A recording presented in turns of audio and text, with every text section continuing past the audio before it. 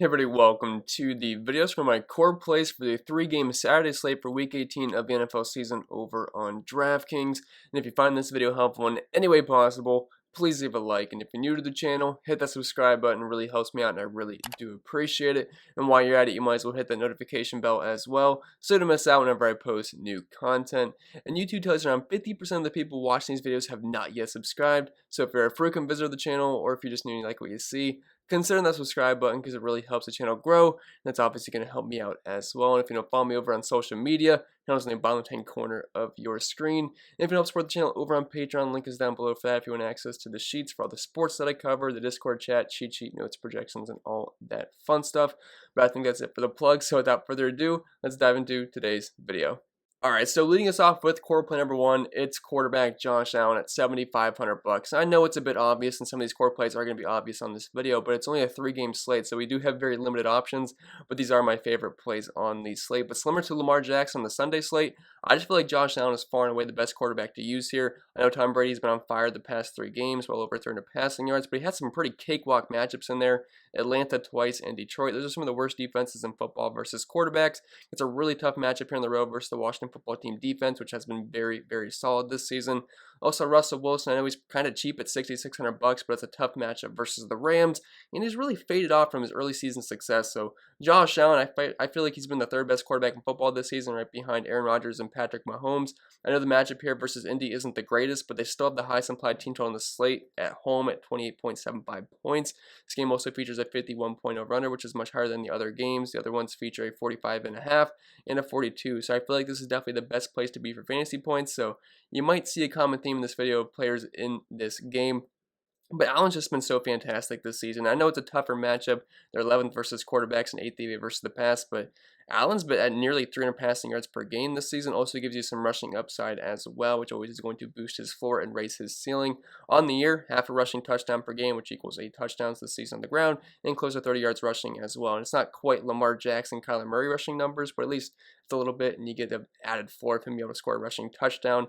So at $7,500, I know he's a bit expensive, but I almost feel like he's a necessity on this slate because I just really can't trust the other quarterbacks. Like, do you really want to play Jared Goff or Phillip Rivers? I don't. I know Goff's in a good matchup versus Seattle, but their defense has gotten much better as the season has progressed.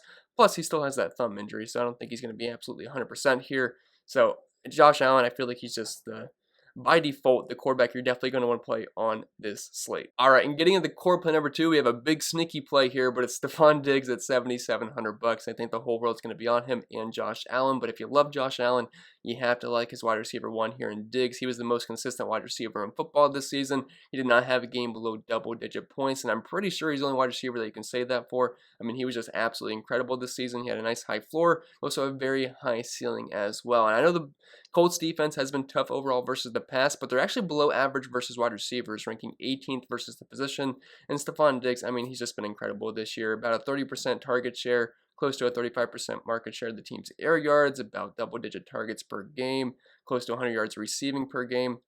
Also, Cole Beasley is very questionable for this game. I know he returned to practice on a limited fashion recently. Still not sure if he's going to be good to go because his injury was designated as week to week, so I would not be surprised if he misses this game. And he's been getting a lot of targets in recent weeks. I think it was either 3 or 4 out of the past 5 games he's had over double-digit targets. So if you take him out of the equation, again, it's just even more targets for STEFON Diggs, and it'll also be a nice boost for the cheaper Bills wide receivers, which you might see one later on in this video. But yeah, I like Diggs in pretty much any format here. If you're playing cash games, he's an absolute lock. If you're playing tournaments, you can make a case for some other guys like Chris Godwin, Lockett, and Metcalf, but I just think STEFON Diggs is by far the best play at his position this week, and he would be in pretty much most of my lineup, especially my main lineup this week. Alright, getting into core play number 3, it's the first running back we're going to talk about, but I love this price point here on K-Makers at only $5,100. I feel like he should be closer to the $6,000 range because before the injury, I mean, this guy was having a fantastic stretch of games, and we know he's very talented, and also Henderson's going to be out for this game, which solidifies his role even more. Now, coming into last week, there was a lot of questions about him if he was even going to play. Game time decision, ended up playing, still had over 20 carries in the game, had a handful of targets, and played around 70% of the snaps. So there should be no concerns here about playing time with the injury that he had. It's going to be him and Malcolm Brown, but I expect K-Makers to dominate the touches and the snaps here.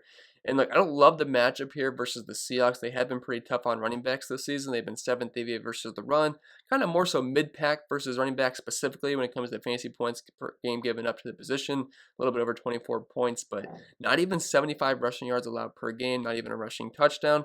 But they have allowed nearly 6 catches per game, 40 receiving yards, and about a quarter of a receiving touchdown per game, a little bit over that. So I don't love the matchup here, but this is mainly just a price play. And if we're spending up for Josh Allen and STEFON Diggs, we can't just jam in Jonathan Taylor, Chris Carson, Antonio Gibson, and have free will with our lineups. We're going to have to find some value here, but Cam Akers, if he can get us 20 to 25 touches here and mix in a handful of targets there, he should be able to very easily pay off that price point of $5,100. Also, if Jared Goff happens to start for the Rams, which it looks like he's going to, that's definitely a boost for the offense. I know Wolford wasn't absolutely terrible last week, but just getting Jared Goff back under center would make this offense definitely a bit better and should be able to move the ball a little bit better. They are 3.5-point dogs here, so it should be a pretty close game, but either way, Cam Akers will be involved in the passing game, or he should get the rock a ton on the ground. So either way, I think he's a pretty solid play here for the price point, even though the matchup isn't that great. But on a 3-game slate, I think he can get the job done for us.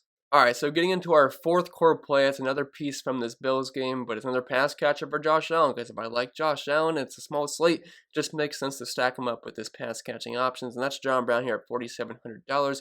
I just feel like he's a bit too cheap for his role in this offense, and if Cole Beasley happens to miss, that's definitely a big upgrade for all the wide receivers here, including STEFON Diggs, John Brown, Isaiah McKenzie, and Gabriel Davis.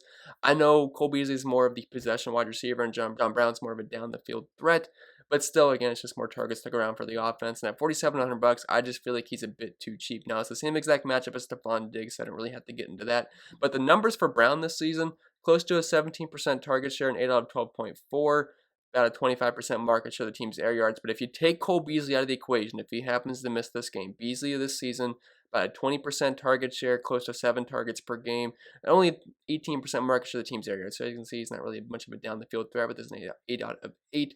But I like the big play upside here with John Brown, and Josh Allen's definitely not a guy that's going to be scared to chuck the ball down deep. So definitely liking John Brown here, and he's a nice cheap pass catching option for Josh Allen, and he can open up your lineup a bit because he's not overly expensive like STEFON Diggs at around $8,000. So I think he makes a nice complementary piece to stacking Josh Allen and STEFON Diggs, just so you can get a nice cheap piece with them, so you can have some more playing around room with your lineup to get in other guys elsewhere. Alright, so moving on to our 5th and final core play. It's actually more of a tournament play here, but I have a lot of chalky guys listed, so I want to give you guys a nice pivot. But I do think Jonathan Taylor is going to be pretty chalky on this slate, especially people that are just chasing box scores. Plus, a lot of people just usually play season-long fantasy football, so this might be their first time playing DFS for the season. So if they just look at the box score, see Jonathan Taylor absolutely crushed last week versus Jacksonville, they're probably going to plug him in. But I think Nyheim Hines here at $4,700 is a really nice pivot off of that Jonathan Taylor chalk. Plus, he's a lot cheaper as well, so it can really open up your lineup. But I don't think the Indianapolis Colts are going to be able to establish the run like they did last week versus the Jacksonville Jaguars. Like, everything set up perfect for Taylor last week. They were double-digit favorites at home, facing a really weak Jacksonville defense. They're also playing for the playoffs, so he kind of checked every single box. But now they're 6.5-point dogs here on the road, kind of a middle-of-the-road matchup versus the Buffalo Bills, and I'm expecting them to be trailing in this game. If that's the case, Nyheim Hines is a very good pass catching back, so I would not be surprised if he could push for like 5 to 10 targets in this game. And he's actually been somewhat consistent in about the past month or two now. He's 6 out of his past 8 games.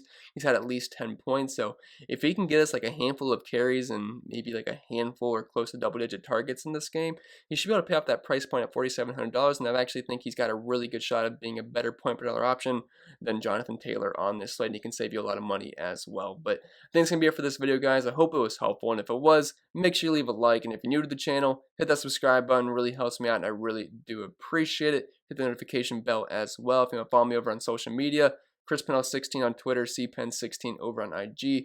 Anything helps support the channel over on Patreon, that's always much appreciated. Link is down below for that. You can access all the sheets for all the sports that I cover, and then we have NASCAR coming up in about a month. Super excited about that. I don't know if you guys watch my NASCAR videos, you know I absolutely love NASCAR, but I think I'm going to stop rambling, so I hope you guys enjoy the start to the playoffs. I'll have my Sunday slate core plays video probably posted as soon as the last Saturday game ends. I forget exactly what game that is, but whenever that game ends, I'll have that posted for you guys. And I think that's pretty much it. If you want to see the lineup building video, I posted that earlier this morning. And yeah, this should be it, so I'll see you guys in the next one.